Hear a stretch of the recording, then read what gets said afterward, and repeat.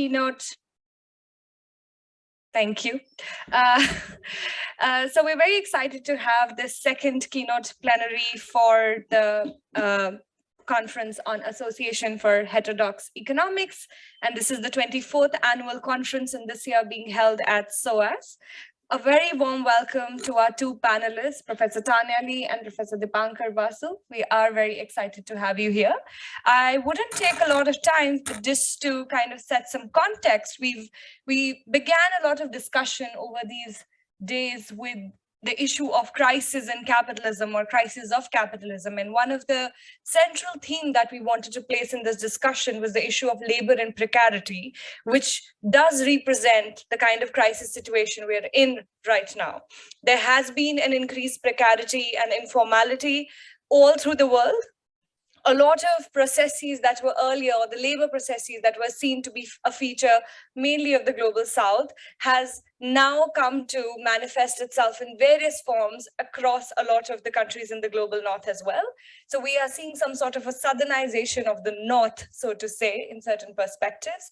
And there have been a lot of discussions in trying to understand what these processes really mean, what are the processes through which they have registered themselves, and what is the impact of it, and how is it that going forward can we understand, or what is the kind of theoretical understanding we can develop of this precarity, and where is it that we go forward, along which lines do we organize when we're talking about labor struggles, given that wage labor and capital wage labor relation is not the predominant one.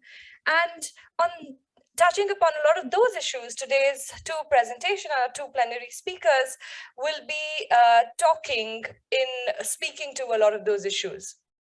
We have my co-chair for this panel, Imko Mjölnberg, will be introducing the two speakers in just a bit.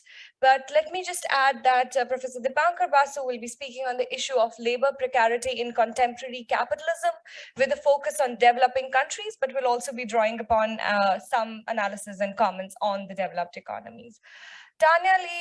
Professor Tania in her work would be developing an approach to global political economic inquiry in the wake of failure of long established transition narratives, notably the narrative centered on universal trajectory from a farm-based and traditional livelihoods into quote-unquote proper jobs of a modern industrial society, a sort of imaginary that we've seen being questioned increasingly over in various contexts. And then she'll also be posing some question on how norms or what is understood as proper jobs come into being, and question this idea of a teleological transition. On that note, may I hand over to Imko to introduce the speakers and start the session. Thank you. Thank you very much, Toby. It's a great pleasure for me to introduce our two speakers today to you, both in person and online. Our first speaker is Professor Deepankar Basu, who is an associate professor in economics at the University of Massachusetts Amherst.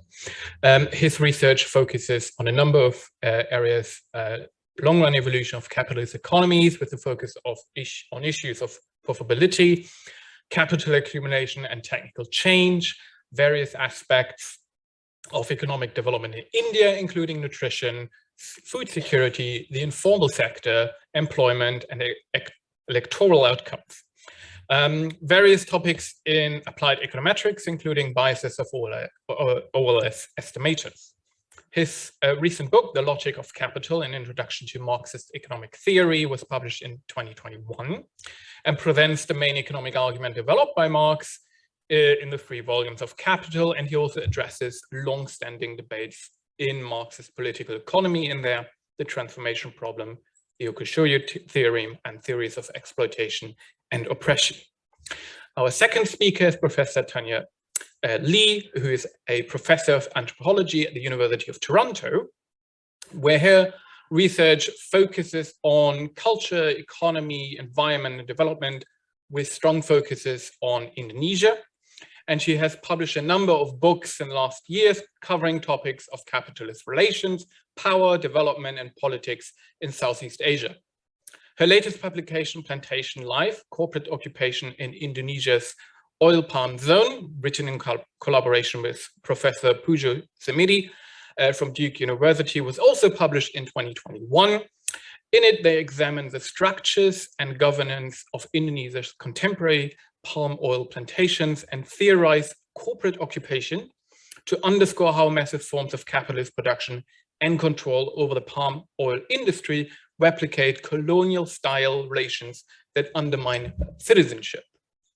Thank you very much for both speakers to join us today, and I'll give the floor to our first speaker. Deepankar, yeah. Thank you. Okay, so let me share my screen.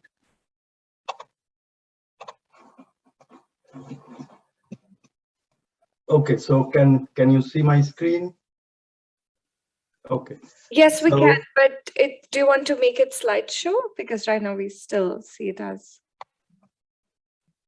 Okay.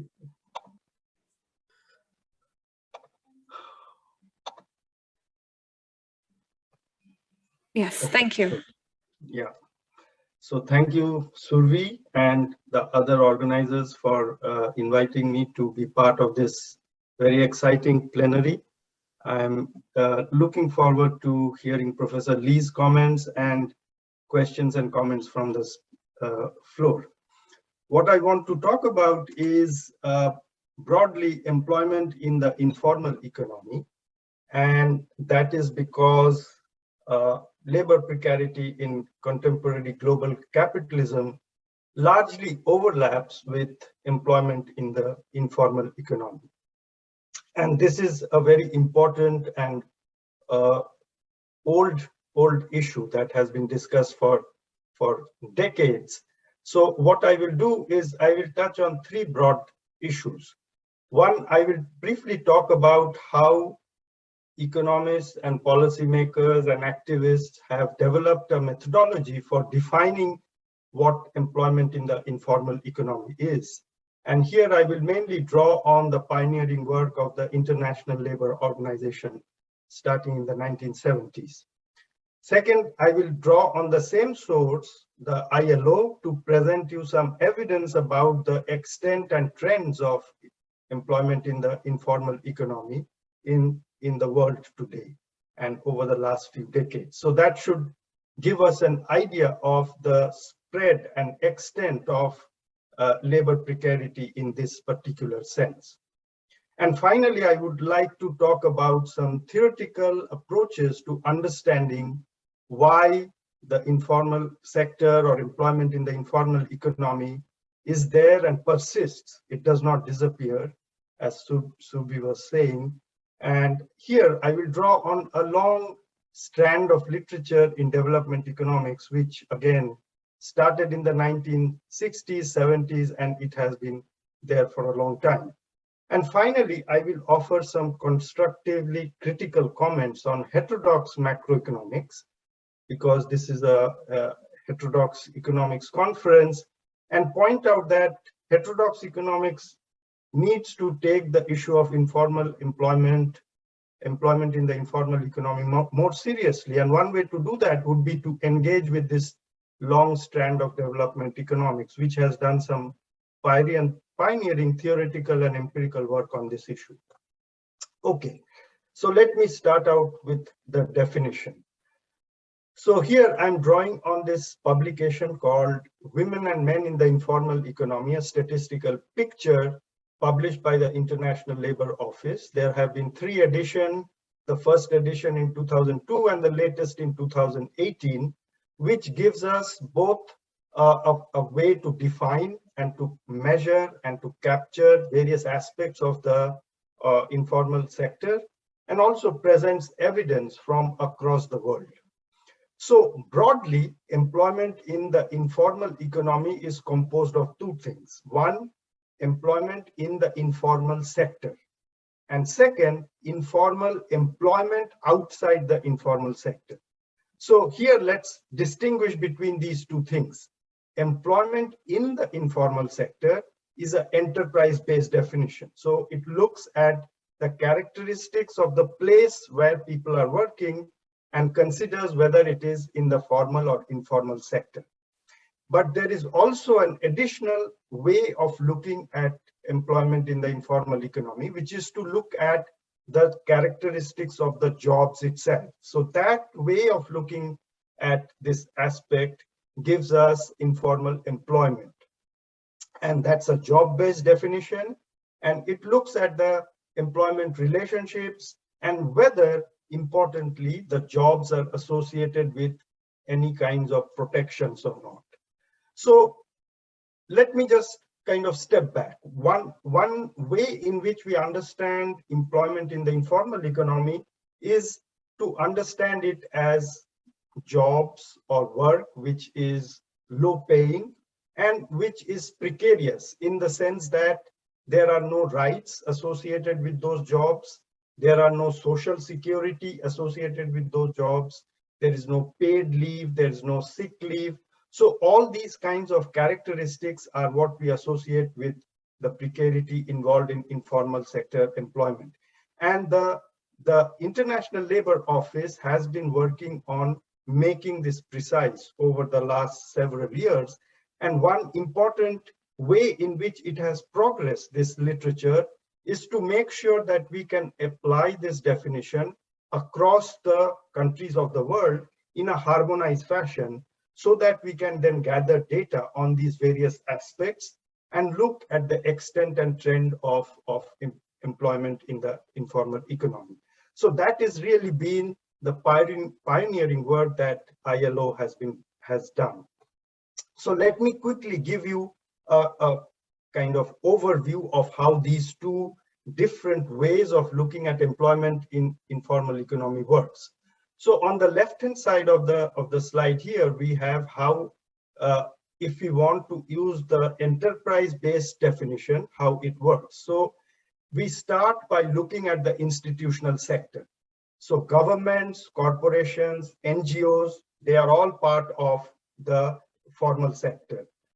Then we look at households. So households are also not part of what ILO calls the informal sector. So basically, the informal sector is the private part of the economy, which is a subset of the unincorporated set of enterprises. So basically, that means there is no legal separation between the owner, the person of the owner, and the enterprise or the productive entity. So that is the first cut. Then we look at whether the production is for own use or is it partly for the market. So that's the second thing, the destination of the output of production.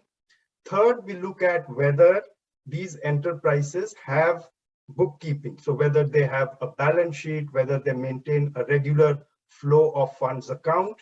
So that's the third thing. And finally, we look at whether these enterprises are registered under the national legal system.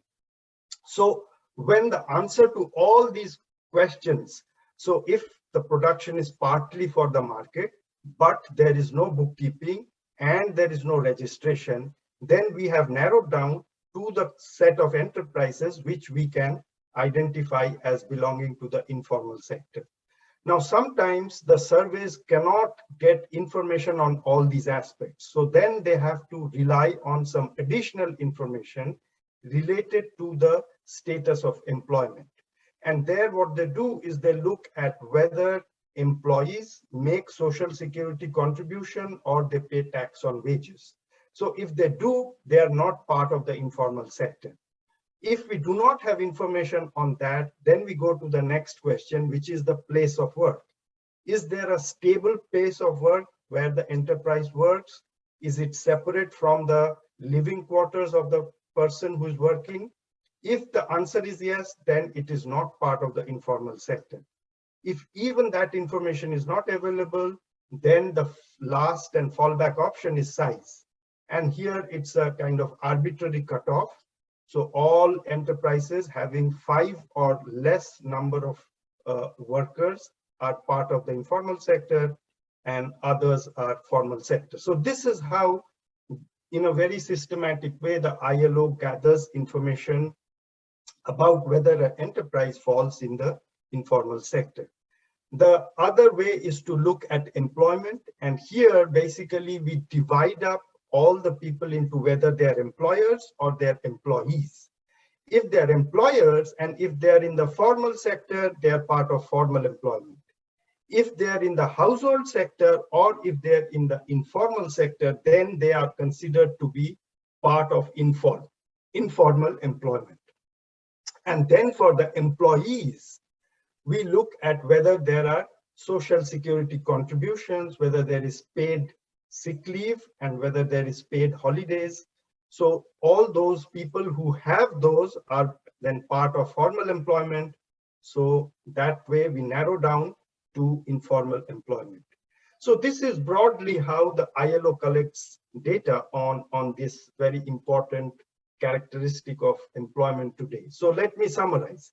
Employment in the informal economy is employment in the informal sector, all people. And then there is informal employment even outside the informal sector, both in the formal sector and in the household sector. So when we add all of this together, we get employment in the informal sector. So that's roughly how we define and collect data and evidence on employment in the informal economy.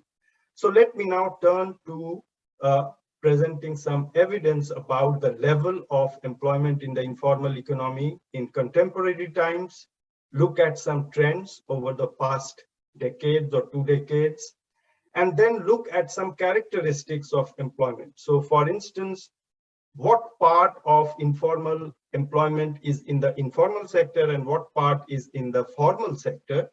And there is a significant part of informal employment in the formal sector.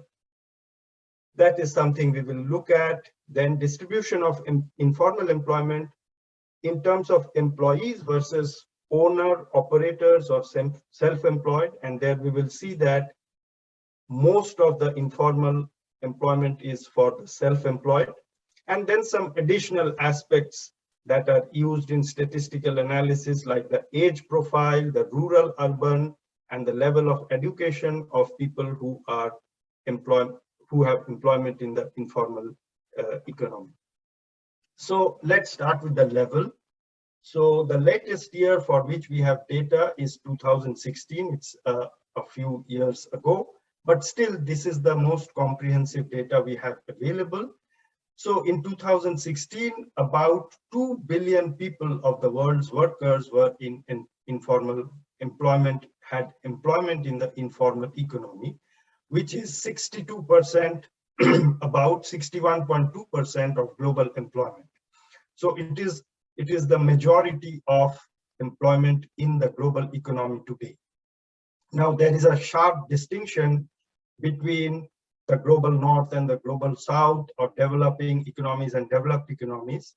So in the global south, about 70% of employment on average is of this type, employment in informal economy. In the developed countries, it is much lower, but it is not close to zero. It is a significant amount, and that is about 18.3%. And if we look at broad regions, the highest amount of informality is in Africa, then it is followed by Arab states, Asia and the Pacific, with South Asia having a large level of informal employment, followed by Latin America and then Europe and some parts of Central Asia. So let me give you a picture. So here is a map. The green parts are where the informal employment is lower. The blue parts is where it is increasing. And as the blue becomes deeper shades of blue, the level of informal employment rises. So you can see large parts of sub-Saharan Africa, other than South Africa and some of these southern countries, has very high level of informal employment. Now, this definition includes agriculture. And one important aspect is that most of agricultural employment is informal employment in the sense defined. So it makes sense to look at the picture excluding agriculture. If we do that, the picture does not change much as we look across the globe. It is still that the majority of informal employment is in the global south, with Africa being the most, and then parts of South Asia having high levels of informal employment. So that's regarding the level today. What about the trend? Now here we face a lot of data issues because it has been difficult to collect consistent data for individual countries over long periods of time. We do not have many countries in our sample when we want to look at trends.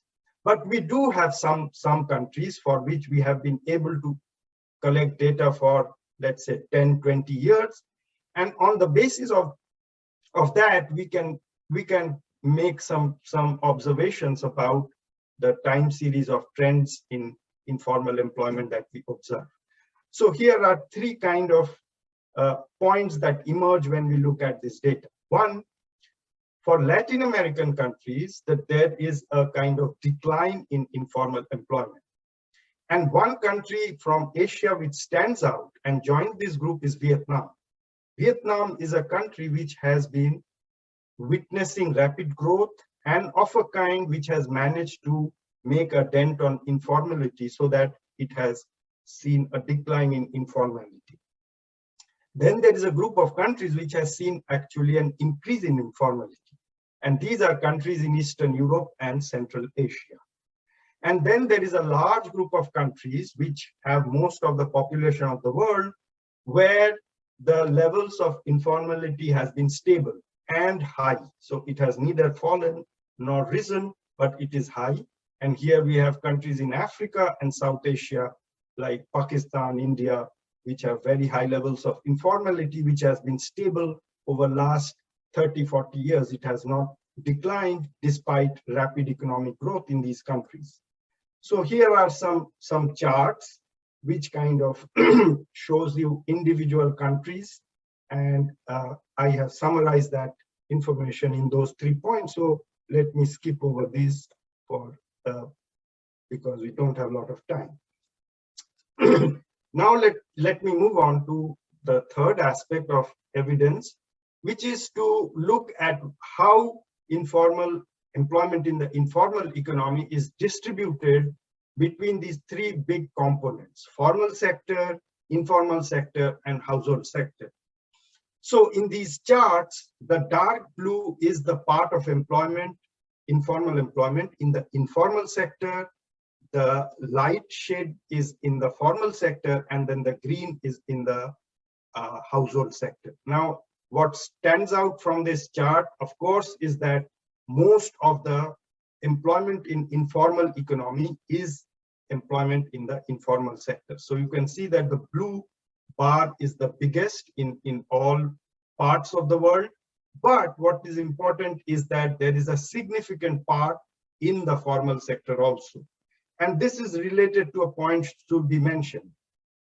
Part of employment in the developed economies has become more and more informalized, in the sense that the rights and other benefits associated with wage employment has been declining over the last 3-4 decades.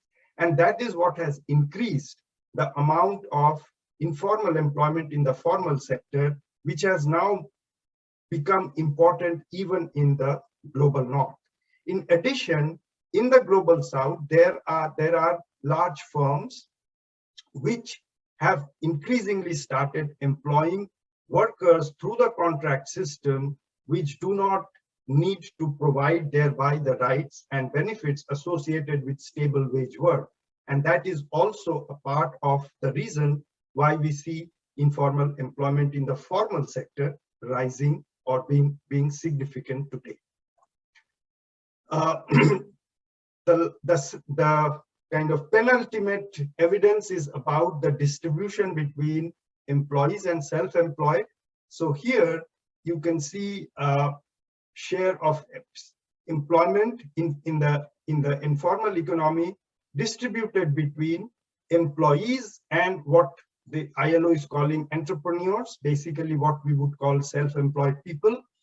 And what jumps out from this chart is that the informal employment for the self-employed is the most important and quantitatively much bigger than employment associated with the employees.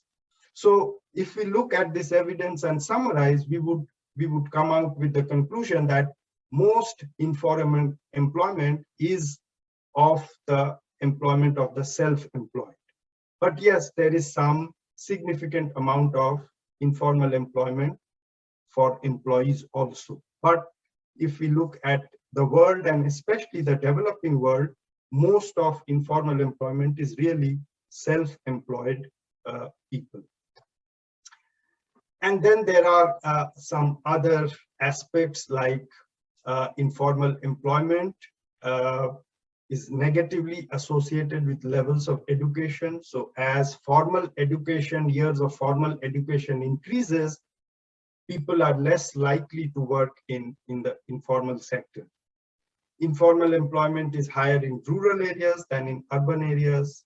The global share of men in informal employment is higher, but there are many countries where the share of women far exceeds the men of women in informal employment. So these are associated, these are evidence or aspects of informal employment which are used in statistical analysis. For today's presentation, it is not very important. So let me skip over and give you a quick summary of the evidence that we see. So most of the employment in the informal economy today in the global system is in the developing world. And most of the employment in the developing world is of the type of employment in the informal economy. And the largest amount of informal employment is in Africa, followed by Arab states, and then Asia. And informal employment in the informal economy has these characteristics. One, it is low productivity work. It is associated with low wages and income, and it is associated with volatility of income. So incomes fluctuate a lot. That is one aspect of the uncertainty and precarity associated with employment in the informal economy. Second, mostly people working in the informal economy are self-employed workers. So they are working on their own or hiring maybe one or two workers using family labor. So very much like small-scale farms where agriculture is done. And finally, these employments do not have social security, do not have paid leave, do not have sick leave, and they often do not have rights of bargaining. So that is an important part of the precarity associated with this type of employment. With that, let me now move on to the theoretical part and give you a quick summary of a broad and long literature which has tried to engage with this phenomena and tried to explain why the informal sector exists or why employment in the informal economy exists. So this question, as I said, is not recent. It has been there for a very long time. In fact, right after Second World War, when a lot of the erstwhile colonial countries became independent and started developing their strategies of economic development, one thing that immediately became obvious was that these were labor surplus economies. And what to do with huge amount of labor surplus, how to give them employment was an important part of the discussion right from the 1950s. And to address this question, what developed in the 1950s and 60s was what we today call dual economy models of economic development, which over the next few decades led to the emergence of what we now call multi-sector models of labor markets. And this is the literature that I want to briefly talk about, which has been pioneered by people like Arthur Lewis, Simon Kuznets, and it has been developed later by many other researchers. So one can kind of discern 5 phases in which this literature has developed. The first phase is what we can call the dual economy model of economic development, which was developed by this pioneering paper by Arthur Lewis in 1954. Now, this model or picture of how the economy looks and the path for development of this economy had an important missing element. And that was that this picture did not have unemployment in the urban sector as part of the story. So in Lewis's model, there was broadly two sectors: the urban sector, where capitalist firms were there and capital accumulation happened, and these urban sectors were surrounded by a sea of rural sector, where traditional agriculture was the main mode of economic activity, and which was characterized by the existence of surplus labor. Surplus labor in various senses. In one sense, if you remove people from this surplus labor sector, the output would not fall. So using this picture, Lewis tried to set out a way in which these economies could develop by drawing in the surplus labor from the traditional sector.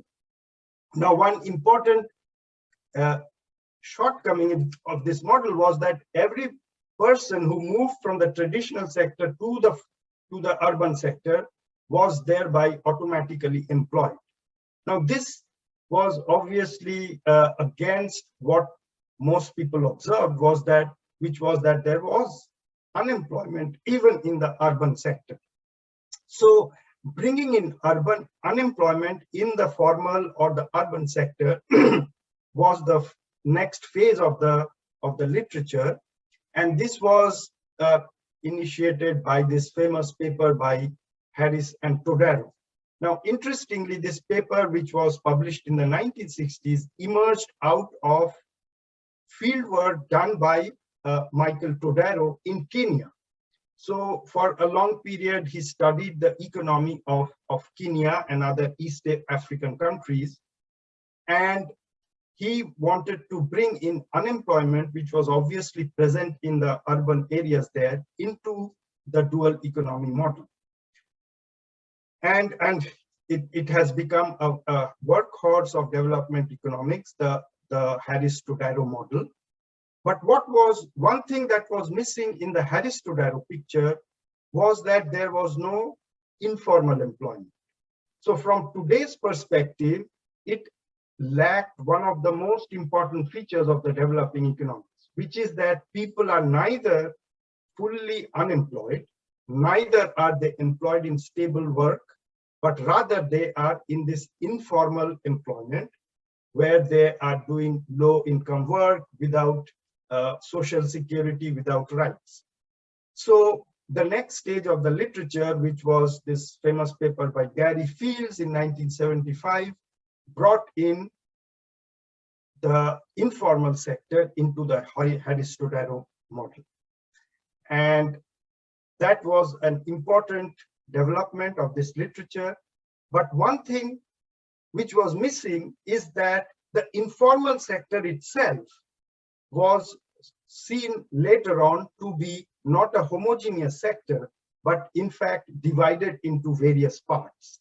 So the next stage of the literature brought in dualism within the informal sector, whereby one part of the informal sector was really the precarious, low-paid work, but then there was another part, probably much smaller part of the informal sector, which was much closer to formal employment, where incomes were higher. And even though precarity was there, the volatility of income was less. So that was brought into the picture by another work of Gary Fields in 1960. So this is the broad framework through which now informal employment in the developing world is understood. And this framework has proved to be very versatile. You can use it to extend it in various ways. You can use it for policy analysis. What would be the impact if the government sector were to increase fiscal policy or other things? It can be used for welfare analysis. So this is broadly the theoretical framework that is used today. I would like to give a quick overview of some of the details of this framework. So, how am I doing on time?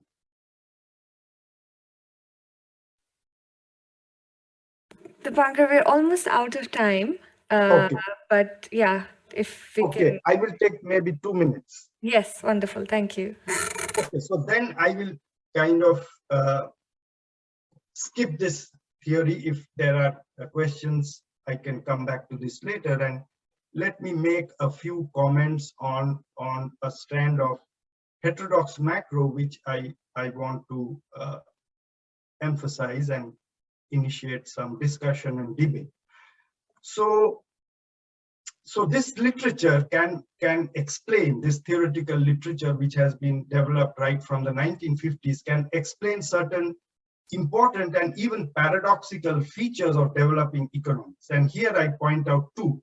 One, and this was noticed in the 1970s in Kenya and was the kind of spur for the development of the Harris-Todaro model, was that if there is job creation in the urban sector by the formal sector, then that does not lead to a reduction in informal employment. It rather increases in informal employment.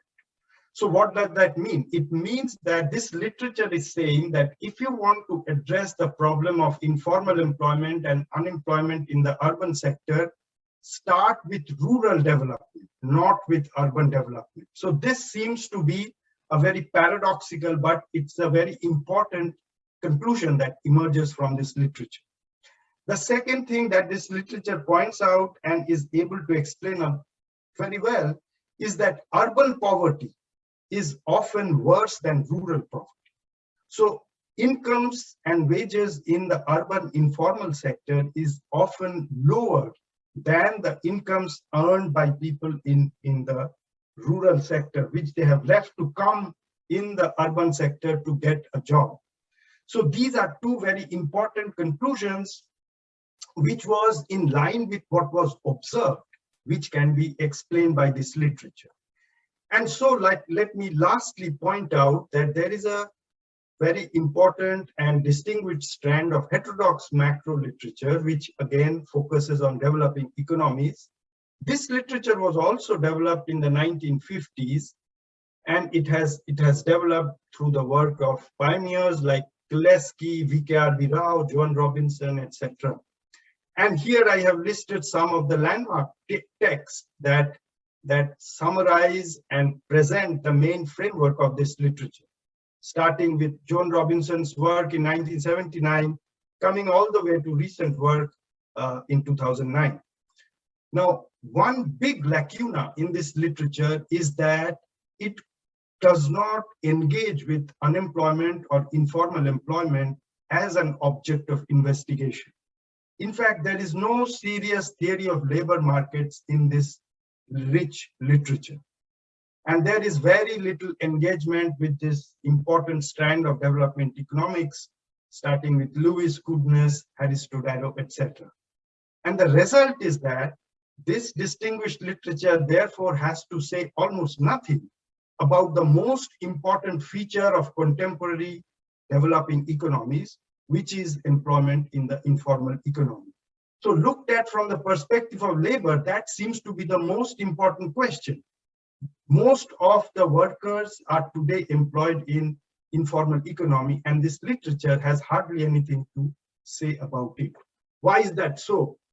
My feeling is that this is because of a different way in which the concept of rural economy was understood in this heterodox literature and the development economics. In development economics, the focus is on the labor market. And the dual economy means that there are two separate labor markets which are governed by different mechanisms. And then there is an interaction between the two. In the heterodox macro literature, the focus has always been on growth of output. And by dual economy, the people in the heterodox macro literature think of an agricultural sector and an industrial sector. And the key difference is how Prices adjust in agriculture by changes in demand, and prices do not adjust in industry, and rather output adjusts because there is monopolistic power of firms. So therefore, as a result, there is no focus on employment and labor markets. So the way forward would really be to bring these two perspectives together, and there has been some recent work, but much needs to be done. So I will stop there, and I hope this will initiate some discussion and thinking among heterodox scholars. Thank you.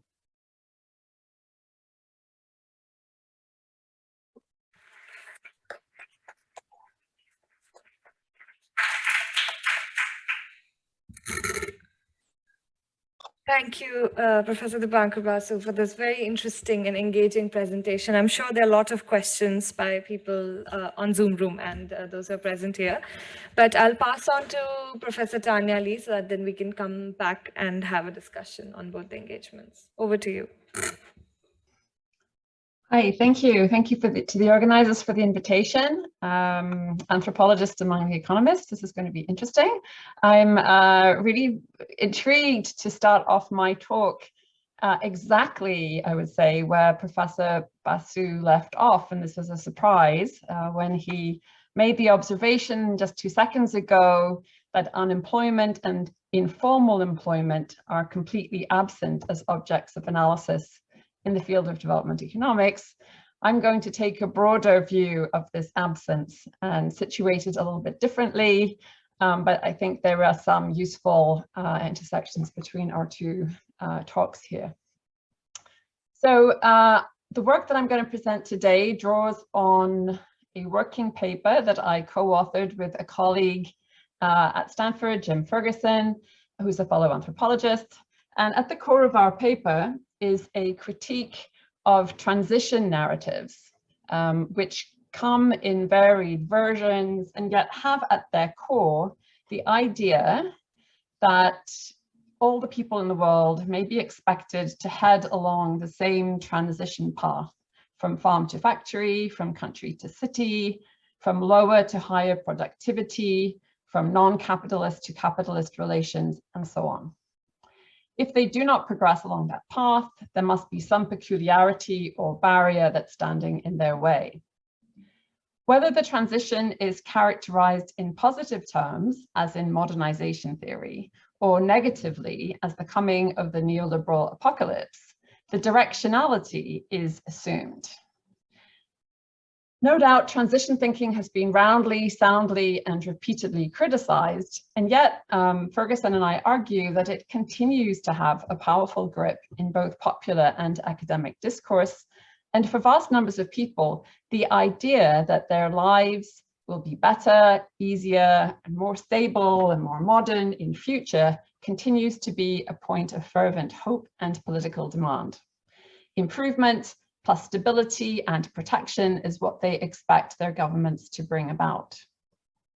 One domain of debate, we argue, that remains anchored in transition thinking is the domain of work. And that's the domain I will focus on here, approaching precarity from a contrary angle.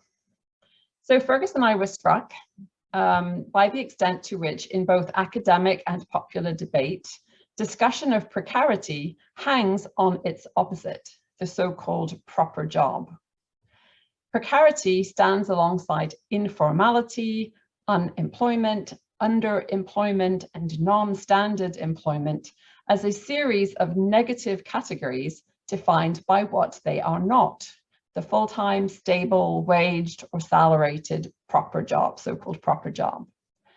For the ILO, non-standard was for a long time an umbrella term for work such as, in their definition, temporary employment, part-time and on-call work, temporary agency work, disguised employment, and dependent self-employment, etc. Yet today, in much of the world, the non-standard is in fact the standard, and Professor Basu has made this point very clearly. The ILO's more recent category, vulnerable employment, applies to at least 1.5 billion people, or 50% of the global labor force. around 10% in the OECD, and around 80% in South Asia and South Africa. This covers people who do not employ others, i.e. do not have a proper business or do not have a, quote, proper job. So what then do they do? The negative classification offers no insight here. We know what they do not have, we know what they do not do, but what do they actually do? Behind the negative classification, we argue, is an implicit teleology in which the non-standard is understood to be residual, a kind of work and a kind of worker that will gradually disappear with the march of progress. Looking back, the 20th century stands out for a characteristic of this century stands out as what Guy Standing once memorably called the century of laboring man, a century characterized, or which was expected to be characterized by as a society of jobs and job holders. The proper job was to be the anchor, not only of the economy, but also of the individual's life course, especially for men. And it was understood to be the fulcrum of social membership, positioning a person in a definite social group, a class and a nation, as a citizen, a taxpayer, perhaps as a party member and voter, with a stable and predictable position in society. So much of the concern about precarity then is not only, net about jobs and the quality of jobs, but more about the loss of this certainty about the social organization, social membership, and the kinds of things that one could expect from citizens, from the state, and how they would organize politically.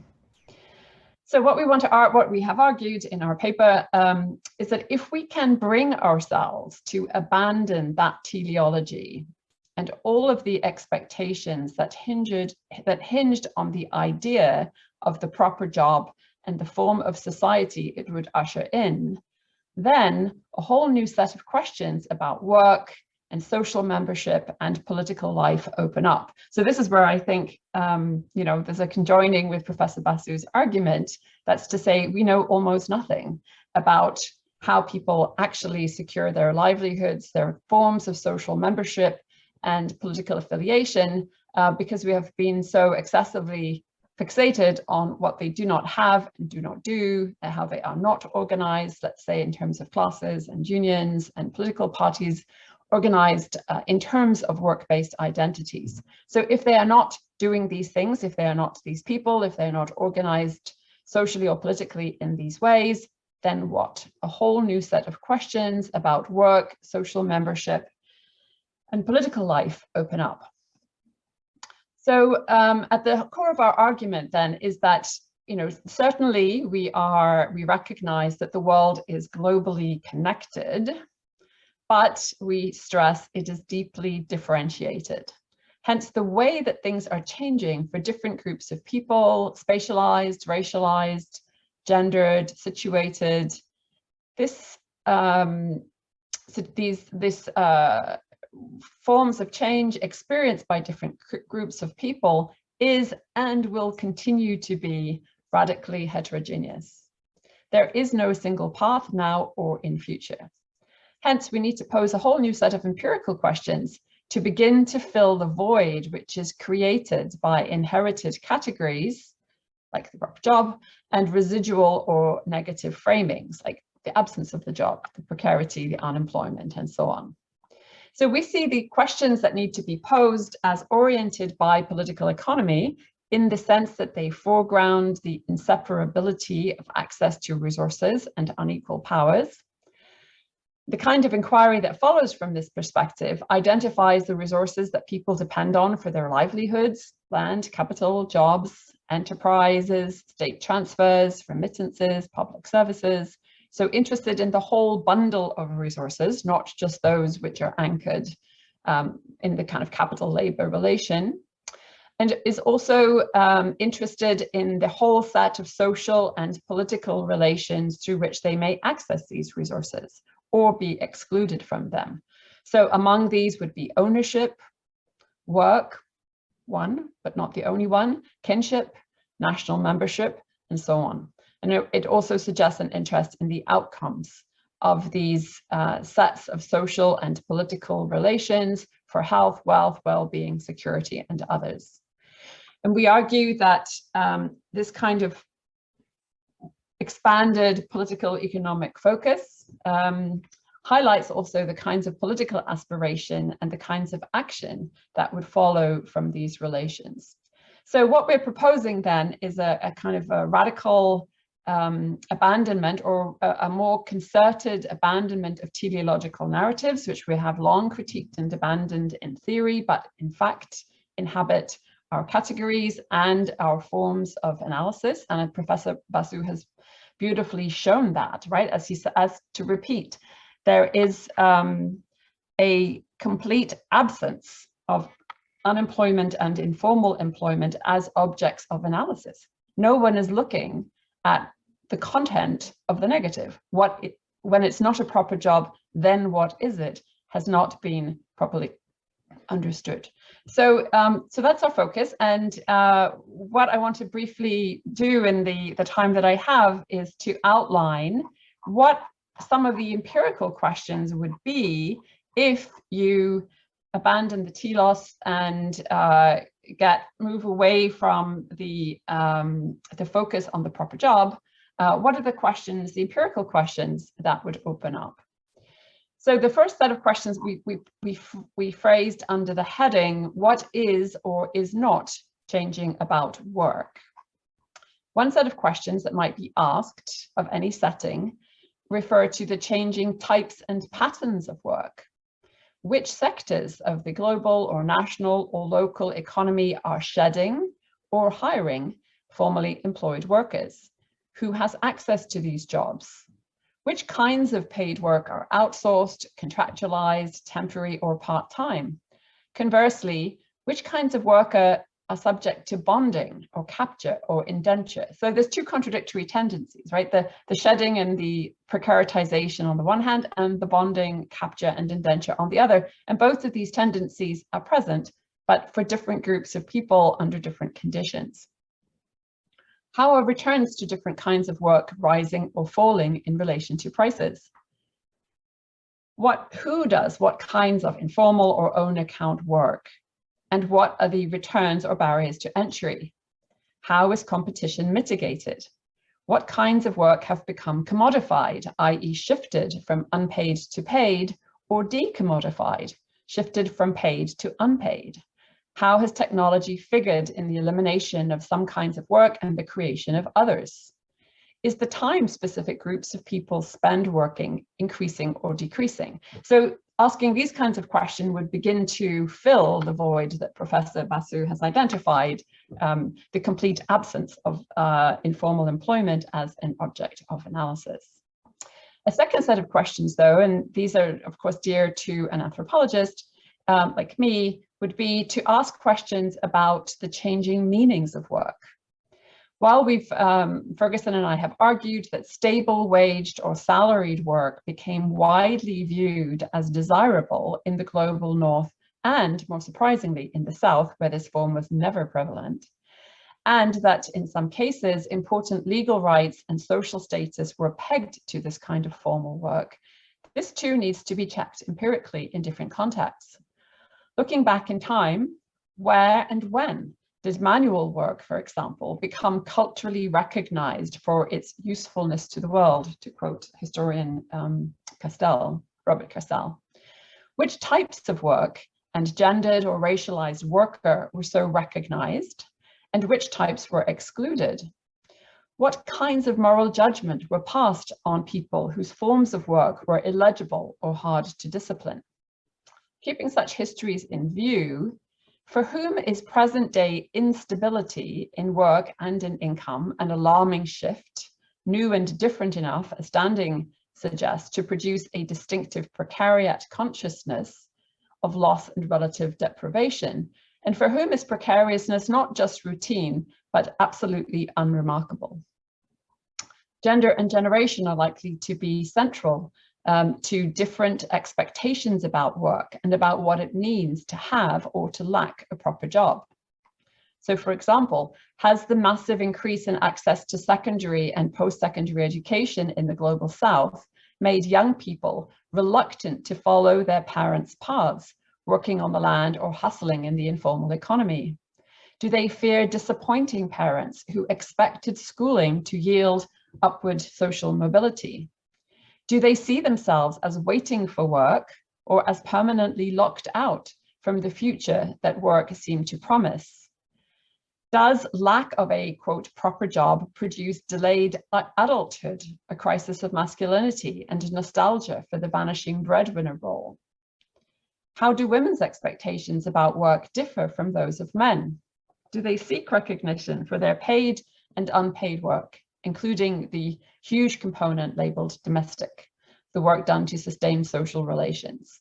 And if so, would such recognition mirror in some way the recognition given to the, quote, proper job of the laboring man, or would it take quite different forms? Is lack of a proper job understood as a personal failing or a cultural pathology of particular social groups? Or is it understood as a result of government failures in job creation and investment? When, where, and by whom is the lack of a proper job grasped as a structural fact, one which everyone must adapt to as best they can? So, those would just be some among many questions that one might ask empirically about what is or is not changing about work. I want to move on now to just briefly talk about what are some of the other ways in which people access livelihood resources, recognizing that work is only one of them. As we know very well, even quite poor people receive money or other resources that do not come from either agriculture, industry, or service sector labor. Migrant remittances are one of the best studied examples. The expansion of credit schemes to finance consumption while mortgaging the future have also received much attention. In addition, the growth of social protection programs, which dispense cash transfers, even in middle income countries, have expanded the number of ways in which people can access livelihood resources which do not hinge on work.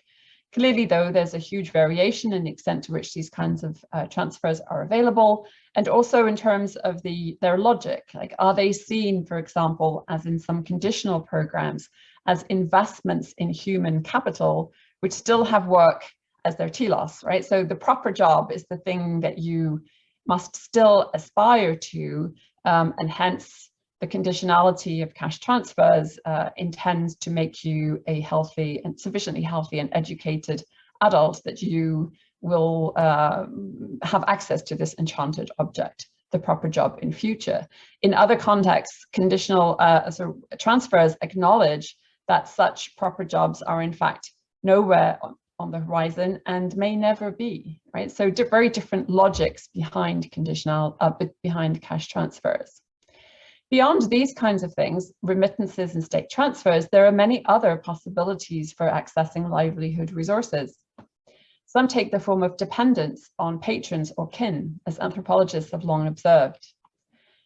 The various strategies for tapping into streams of income controlled by others, however, are effective only where there are specific mechanisms to make them so.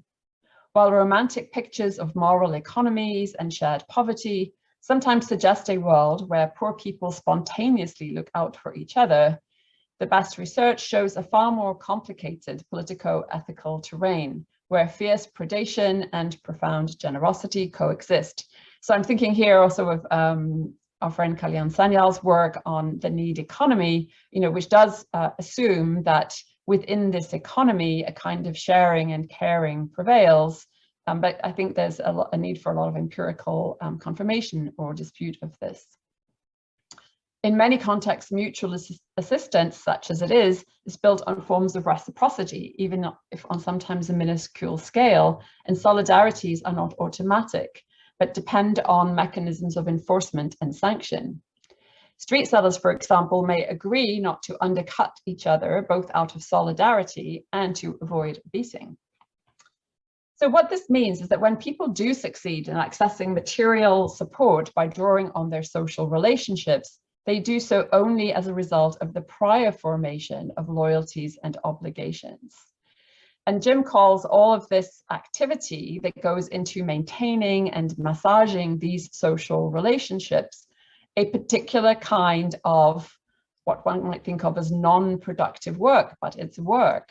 And he calls this distributive labor, understanding all the work it takes to put oneself, position oneself as the beneficiary of streams of transfers and assistance and social, moral, and ethical obligations actually takes a lot of work in itself. None of this is automatic or given. Okay, so I've covered what's changing about work. What are some of the non-work ways in which people access a source of livelihood? Now I just want to briefly turn to two more topics. What are the changing forms of social membership? It's the next one.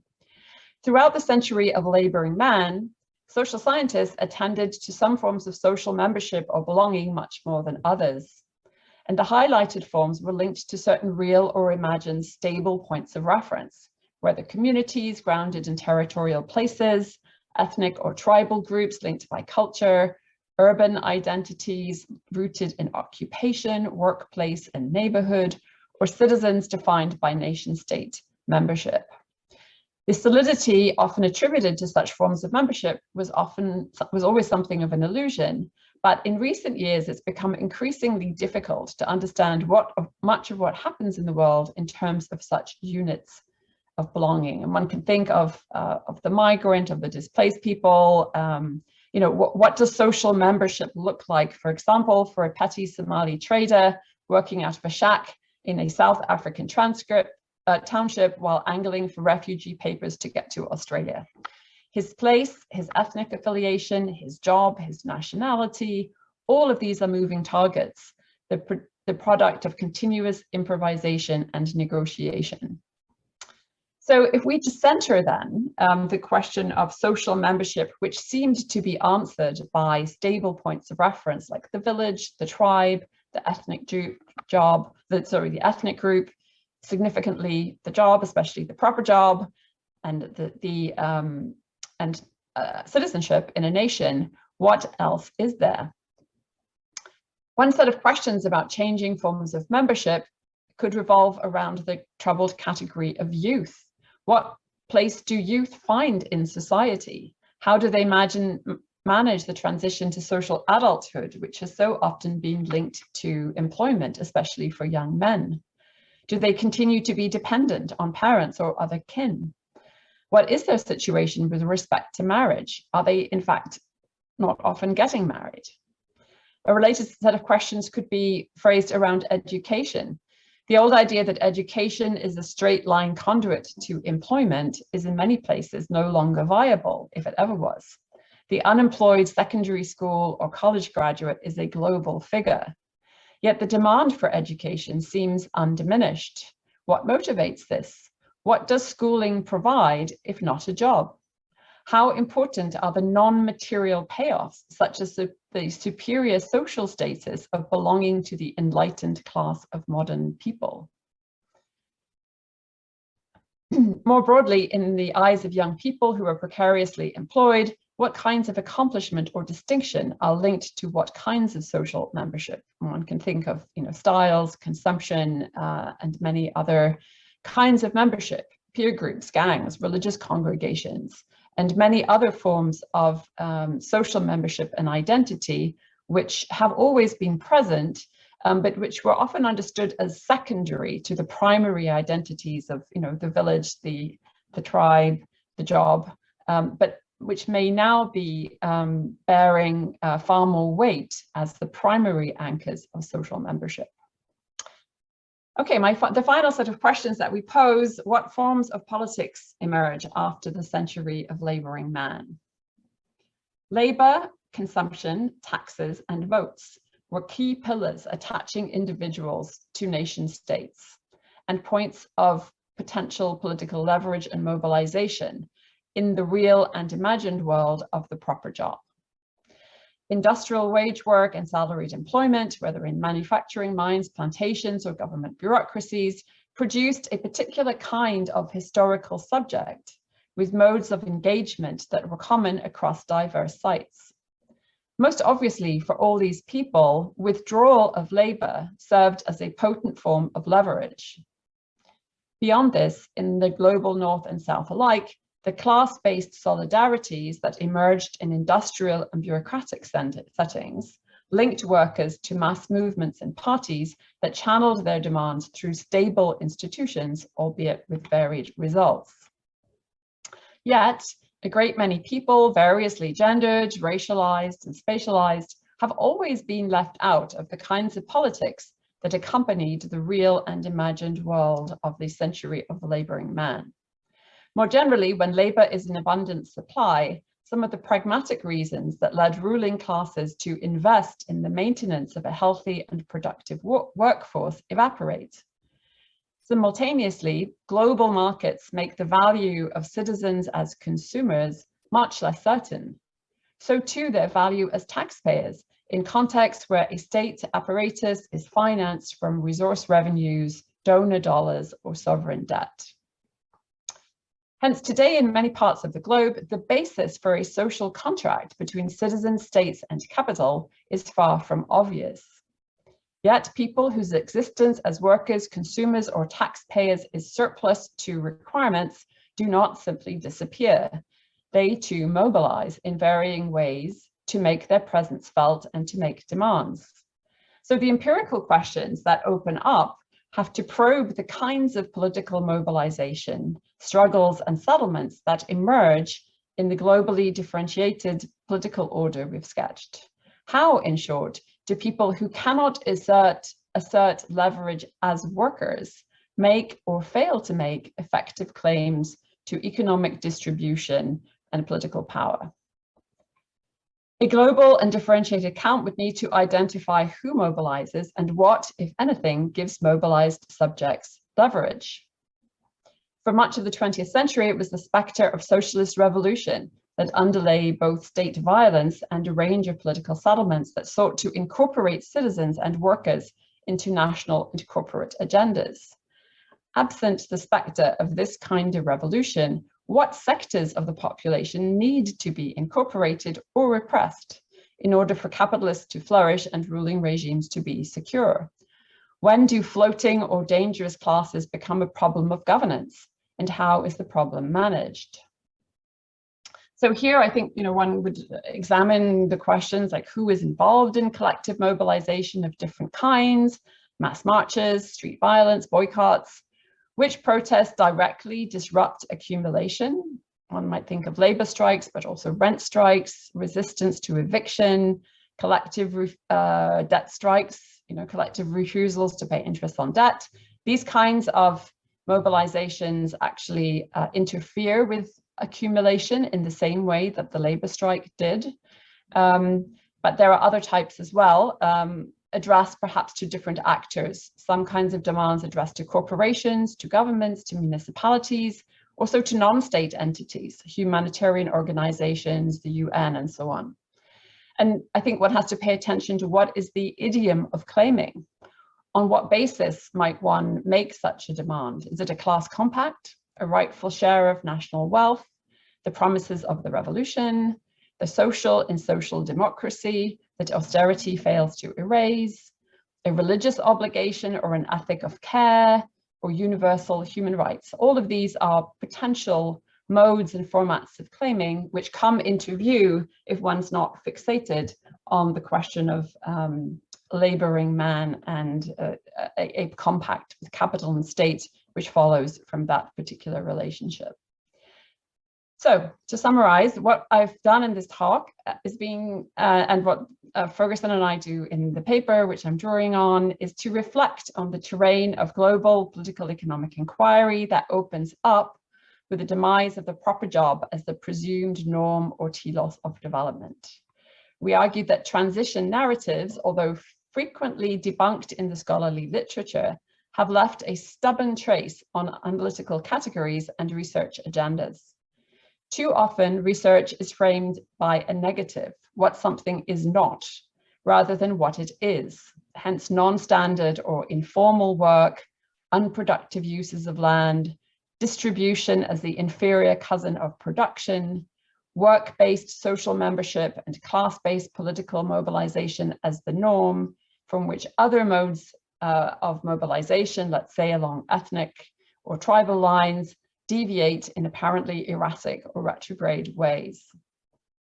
In the aftermath of what's increasingly acknowledged as the failure of grand development narratives that claim to know which way the world is headed, we've argued for a renewed political economic analysis of life beyond the proper job that's both global and differentiated.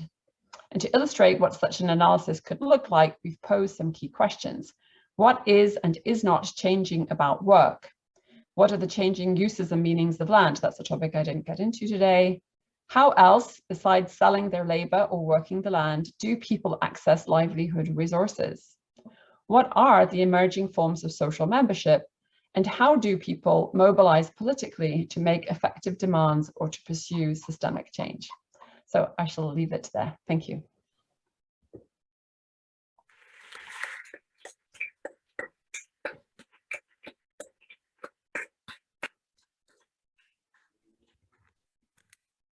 Thank you, Professor Tania, for a very engaging presentation. We're going to begin the discussion by Imko and I posing a question each to you, and if there's any question from the panelist to the other panelist, and we'll take that round and then we'll open it up to the attendees. So the question that I have, and I'll begin with Deepankar's presentation. In the frameworks that you mentioned, there is this idea of teleological idea of development as capitalist transition, if I may say, or rather, let me preface that, and you can debunk, of course, that assumption that I might be making. But I wonder, is that given the fact that even to the extent that there is employment in the internal sphere of capital or even within capital wage labor relations, that's increasingly casual and informalized. So capital is able to find different ways in which it can make the labor market less tight. And with this increased self-employment, etc., that might exist, is tightening of labor market, and particularly with new forms of precarity emerging like gig work, etc., can we still think of tightening of labor market as the way out for some sort of idea of development, and through those mechanisms, welfare to be delivered? The second question to Professor Lee, I think I have a question on one of the questions that you posed, basically. And I wonder, like, especially in capital labor struggles, there is this identified sort of divide or line along which you fight, you struggle. And now that we are talking about all these fractures and heterogeneities, then who is it that one identifies as, to put in a quote unquote class enemy? Or what are if we can identify these key stakeholders, given that you already talked about these various overlapping identities and various overlapping inequalities, which apart from just the capital wage labor, we're also talking about geographical, core periphery, gender, race, etc. And those are the kind of fragmentations we are increasingly seeing. So how does an organization in such a heterogeneous understanding of work look like? I'll hand over to Imko, and then I'll just go to the panelists if they have any questions for each other. Thank you. Thank you, Sylvie. I got so many questions. I need to find the right one. I think my first question goes to Professor Basu, although they could go to both of you. I would be interested in a few more information about the informality in employment with regards to other issues around the background, immigration movements, for instance, war-related or climate change-related refugeeism. So I'd be wondering if any of these issues are kind of like visible in the data or in your analysis, and how you would put that into context, I guess. The second one goes more to Professor Lee as an additional set of questions, and here comes my personal interest more in than that is also to look at the negativity you mentioned about how academia talks about what is something not rather than what is something. I'm wondering what the role of academia as you know, as places of knowledge production plays here with regards to informing public debates as well. So what's the relationship between, you know, the scientific communication and the public debates held, and how this might, whether or not there might be some kind of, you know, ideological driven narrative be produced by academia as places of knowledge production. I think these are my two short questions. Thanks, Imko. Maybe we can begin with Professor Basu. Okay, sure, thanks. I enjoyed Professor Lee's presentation a lot. I had one question. So when you talk about non-work forms of accessing livelihood, I wonder if those non-form works are ultimately based on work somebody is doing. And it can be from the state, and state gets revenue from taxes, and taxes come because of some economic activity, or there are kinship networks where you derive your livelihood from, and that is only possible because somebody is working somewhere. So is non-work really important, or do we need to really go back and look at who is doing the work?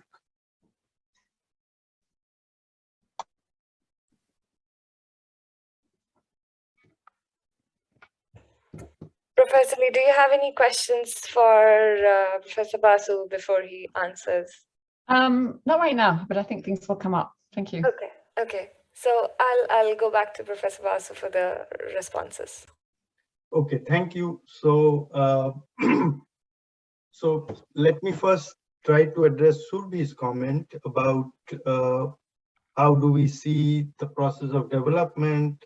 Is there a teleological aspect to it? So my understanding is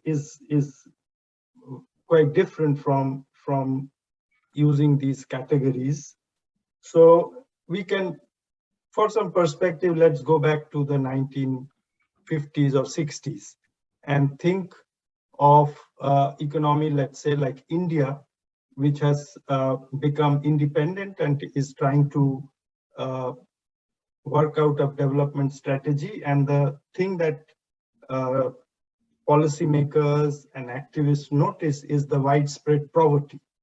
So there are broadly three ways in which those poverty, the problem of poverty can be addressed. One, people are poor because the income they derive from the work is low. So there has to be a strategy to make sure that the income people derive from work increases. Second, it could be that the state steps in with various kinds of income support, which even though there is low income from work, can lead to reduction in poverty. And the third is immigration, the point that Imko raised. So I have been talking about strategies to try to increase the income derived from work. So once this came on the agenda, it was realized that to increase the income derived from work, you have to look at how people work, what are the conditions in which they are working. And one important characteristic of the condition in which people work in developing economies, right from the 50s till today, and it has not disappeared, is informal work. Now, what is informal work? Well, there is a very important report which kind of leads off this whole literature in 1970 by ILO, which was a study of Kenya. And that really started off this literature on informal sector work. And they list a lot of features associated with informal work. And the key feature there is the employment of last resort or ease of entry. So people who do not have stable, well-paying jobs end up in the informal sector as a feature of last resort. So from the perspective of development, it is important to come up with understanding of why this happens and to try to make sure to bring in policies which can address this. So I would not view all this discussion from the perspective that there is a discussion or discourse which thinks that people have to move from low-paying to high-paying jobs, and that has not happened. It has not happened because of structural features of the global capitalist system, not because there is some kind of teleological understanding. So I am not very, I don't find this whole framing of teleology, etc., very useful. So the second point about immigration, I think, is a very important point. And as I said, immigration can be one way to ensure people are moved out of poverty. So for instance, if in the current situation, there are countries in the global north where population is falling and has fallen below replacement level. So in those countries, the social security system is going to be under huge stress because the fraction of people working to the fraction of people who need support is lower and is going down. And then there is a huge amount of people in the global south who do not have stable employments. One way to address this in a rational world would be to reduce the impediments to emigration. But that is not what is happening. So immigration is very, very important. And to come up with a progressive policy of immigration is an integral part of addressing the policy of global poverty. So I will stop there. Thank you. Thank you very much for the responses. I'll go to Professor Lee. Thank you.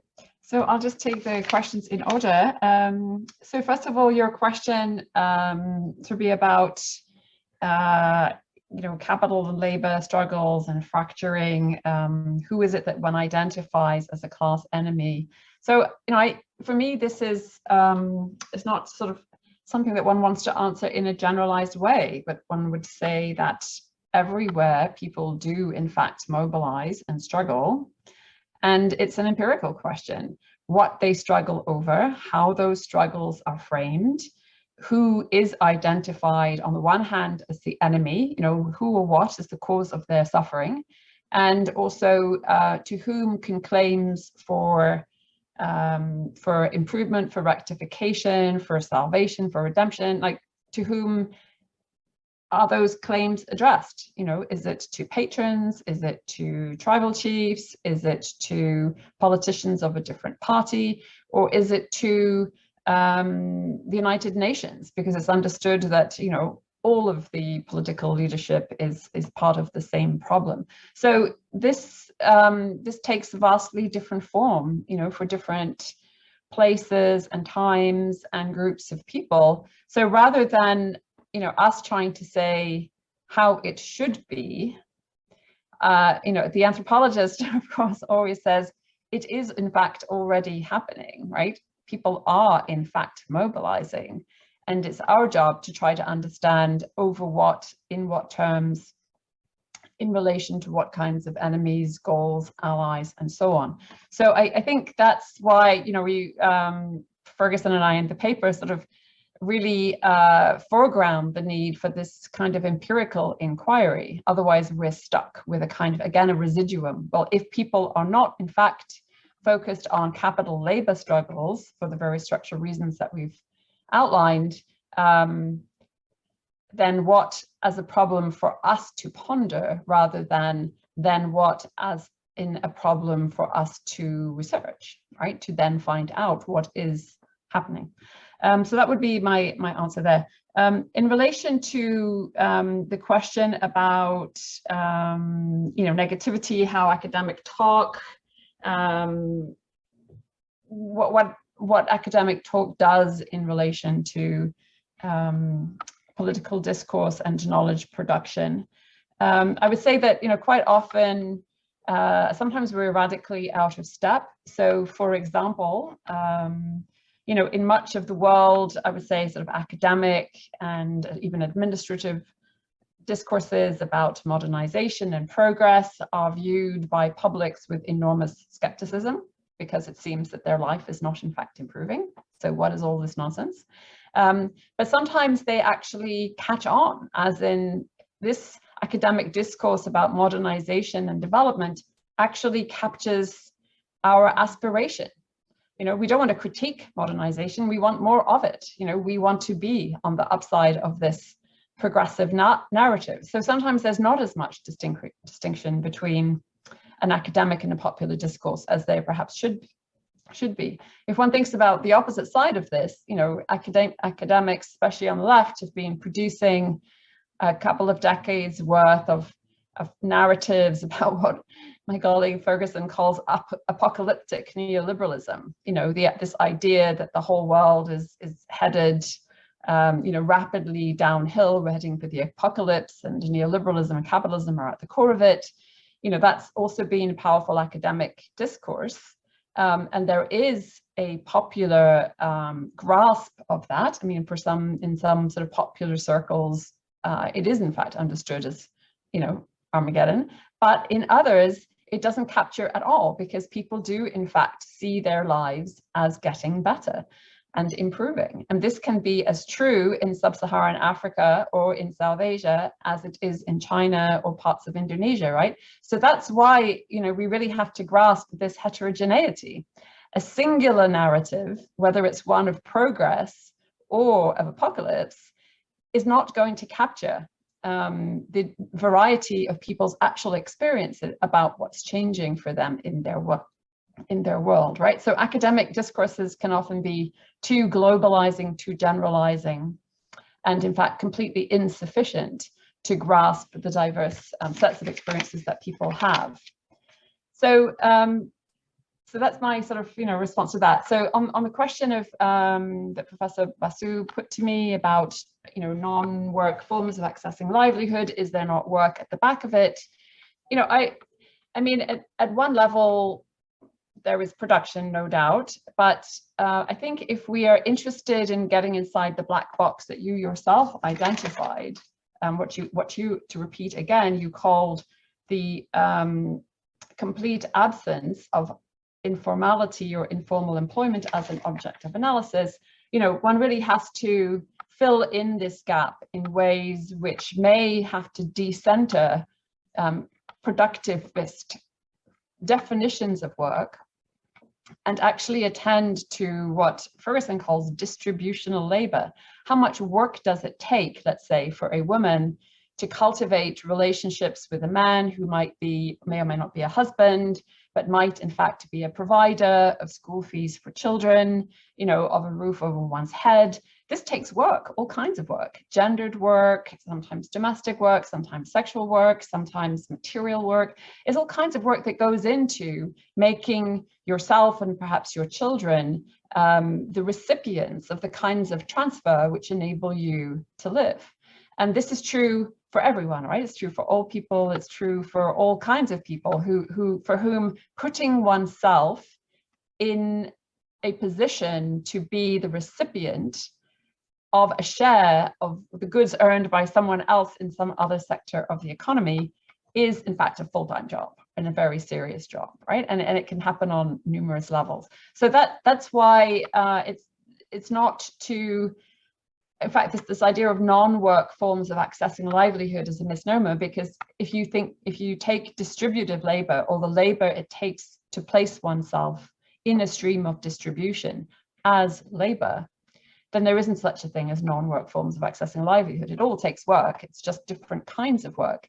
And all of that distributional sphere is rendered a black box if one's only focused on you know, the material element of, you know, who puts the hammer, which carpenter puts the nail in the piece of wood, and, you know, only this becomes then productive work or work that we need to attend to.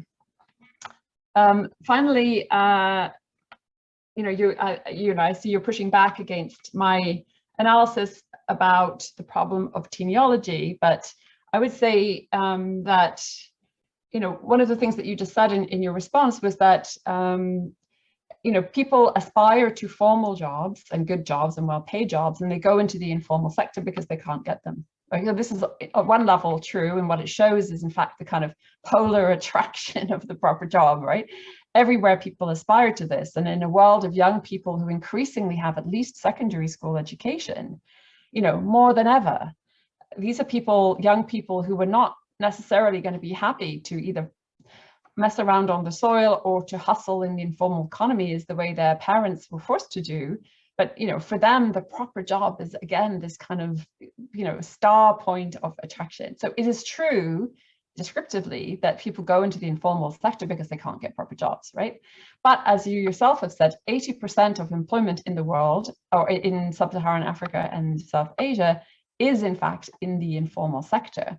So it's not enough for us just to say that people don't get the kinds of jobs they want and therefore they go here. We have to really analyze what is the here, what then do they do? What is the content of livelihood and aspiration and social membership and political mobilization for all these people for whom the proper job may indeed be a kind of a desired, object of attachment, but is not, has never been, and will not be available, right? I mean, so that's where the kind of puncturing the narrative of teleology becomes really important, because if you see this as becoming available over time, if only the correct policies are followed, which I think is your line of argument, then you would see a category like the informal as residual, right? It's destined to disappear in the march of progress as more and more proper jobs with proper benefits and proper kinds of security are generated. But if you don't believe that that is in fact the way the world is headed, and your own graphs showing static levels of informality, in much of the world over several decades, suggests that there is no such trajectory on a global scale, right? I mean, in some countries it's going up, in others it's going down, in others it's been static for a very long time. So we have to ditch the teleology, this idea that if only we get our policies right, it will all go up and up and up. That's the teleological narrative, and take seriously those flat lines, in which 80% of the population of certain parts of the world are dwelling in this way. And that then is what we have to understand. I'll leave it there. Thank you. Thanks a lot, Professor Lee. I know we have run out of time, but I know we have a coffee break here. If the panelists are available for 10 more minutes, can we continue? Can we extend the discussion for 10 minutes? Fine with me. Good. Okay, thank you. So we'll take a round of questions. We'll collect a bunch of them, but I request panelists to keep the audience to keep their questions very short and to the point, please.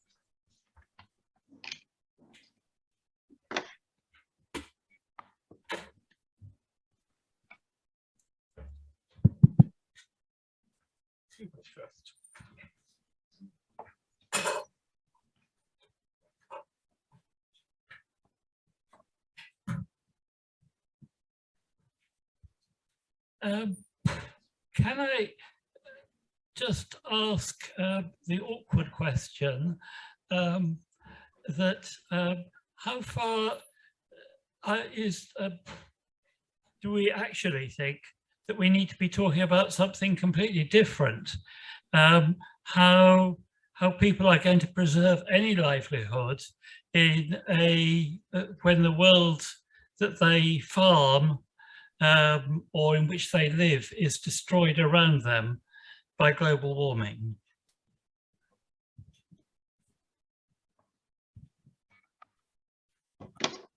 This is a question to Professor Basu. This is Alex from Azim Premji University.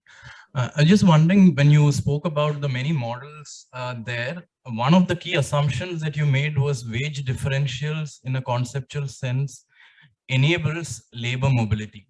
And I'm just reminded of Ambedkar's work, or Ambedkar's statement about how what we have in India is not division of labor, but it's a division of laborers. So essentially the point that labor is immobile.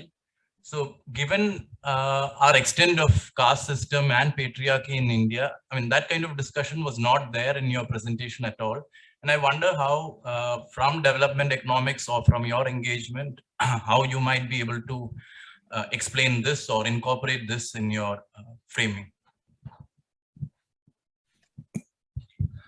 Hi, Professor Nicholas Karagiannis. I really enjoy both presentations, and a couple of questions, two to each of you. One, to Professor Basu, you mentioned about the very... One question, because there's a lot more. We can come back to you. When? If there's more. All right. You can ask one question. Okay. Any other questions in the hall? We have time for one question, so you can go ahead. I would like to ask 4 very brief questions. Yes, 4. Can you please ask a question so that we can go ahead? That's all right. Let me not... All right. Can I please request the panelists to respond to the questions? So the question about global warming is absolutely central. As I said, the evidence on low income work, informal work, is very important in agriculture. So most of the people employed in agriculture are of this form, and global warming is directly impacting their lives. And we have seen that in India, because of heating over the last few months, yields of important crops have fallen.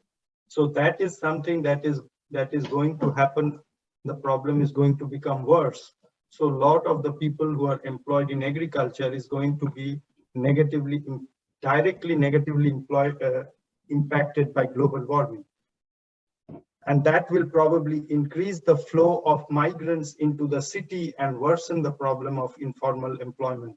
So this is certainly important and has to be centrally part of any strategy of economic development that we can conceive of today. The question about caste and patriarchy is, of course, very important. So in different regions of the world, there are different axes around which populations are hierarchically broken up. In India, the aspect of caste is important. In other parts, ethnicity is important. In some other parts, race is important. But development economics looks at takes an overview of this question across different contexts. And in that context, the question of whether income differentials are an important contributor to migration from rural to urban areas has been studied in great detail across various countries of the world. And the evidence is very striking that it does. So it is not that other factors are not important, but income differentials between rural and urban areas is a very important determinant of flows of people across these sectors. So now those populations, of course, are hierarchically organized along various lines. That is not something that has been investigated, and I have not commented on that. In particular, my attempt was to present this broad understanding of what drives migration of people and how that leads to and worsens the problem of informal employment in urban locations. Thank you. Thank you for the response. Professor Lee, any question that you would want to address? Well, I guess just briefly on that last point, I think both the kind of macro perspectives which development economists offer, big trends, big pictures, lines on graphs, have their use for sure. But I think the kind of finer-grained analysis is also absolutely necessary. And even if one thinks about a model, the one that I've been kind of deconstructing, the idea of what Standing called the century of laboring man, it was man, not women, and it never applied even in the West, to anything but a small fraction of the population. Like the people who actually had stable employment with a full set of social security provisions and protection of the law and so on, was never the majority. Huge sectors of the population, gendered, racialized, spatialized, were always excluded from the proper job with its full slew of benefits as imagined in that model. So from that point of view, always having your eye on to whom does this model pertain and who else is not only excluded from it, but is somehow living, right? That does rather change the lens. So I wouldn't say that paying attention to all of these differences is just sort of icing on the cake. It's just like messing around with the details while the big picture is important. The big picture can also be quite misleading if the categories that are used are in fact rendering invisible a large part of what actually sustains most of the world's population. I'll leave it there. Thank you.